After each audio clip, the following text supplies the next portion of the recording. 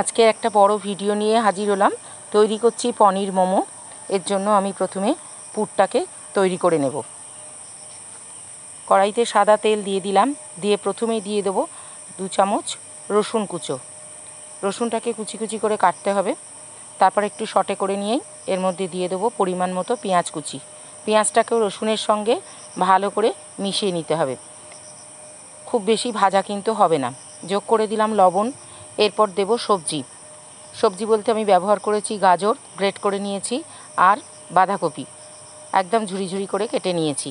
এবার ভালো করে এগুলোকে মিশিয়ে নিতে হবে। তবে আবারও বলছি, ভাজা কিন্তু হবে না। খুব বেশি ভাজলে মোমোর টেস্টটা কিন্তু চলে যাবে। এরপর যোগ করব আদা গ্রেট করা আর কাঁচা লঙ্কা কুচি, আর দেব 1 চামচ গোলমরিচের গুঁড়ো, দিয়ে আবারও ভালো করে এটাকে মিশিয়ে নেব। সমস্ত কিছু ভালো করে মিশিয়ে নিয়ে এর মধ্যে এবারে যোগ করব ব্যালেন্সের জন্য খুব সামান্য একটু চিনি, খুব অল্প পরিমাণ চিনি। এবারে সমস্ত কিছু মেশানো হয়ে গেছে। এবার লাস্টে মেশাবো মেন উপকরণ পনিরটা। আমি আমুলের 200 গ্রাম পনিরে এই মোমোটা বানাচ্ছি।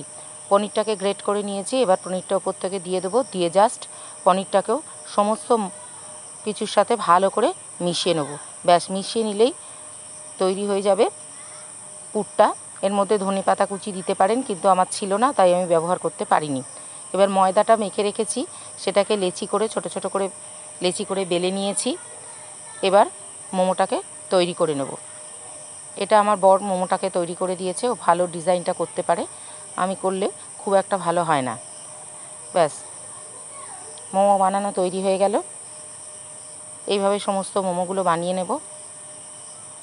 তারপর তো স্টিমে বসাতেই হবে।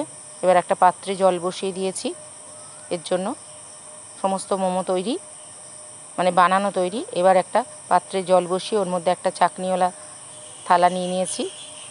ওর মধ্যে অয়েল ব্রাশ করে দিয়ে দিলাম, বা বাটারও ব্রাশ করতে পারেন। এরপর মোমোগুলো এর ওপর সাজিয়ে দেব। সমস্ত মোমোগুলো এর ওপর এক এক করে সাজিয়ে নেব। এবার এটাকে ঢাকা দিয়ে প্রথমে আমি একটু স্টিম দিয়ে নেব। প্রথমে 10 মিনিট স্টিম দিয়ে নেব। নিয়ে এর মধ্যে আমি একটু বাটার গলিয়ে রেখেছি, একটু ওপর থেকে একটু বাটার ব্রাশ করে দেবো। তাহলে একটু মোমোগুলো খেতেও ভালো হবে আর দেখতেও ভালো লাগে। এবার আবারও ঢাকা দিয়ে 10 মিনিট মতো এটা স্টিমে রাখবো। ব্যাস, 10 মিনিট মতো স্টিমে রেখে দিলেই তারপরেই তৈরি হয়ে যাবে মোমো। গরম গরম মোমো আমি আজকে শুধু সস দিয়েই পরিবেশন করব। নমস্কার।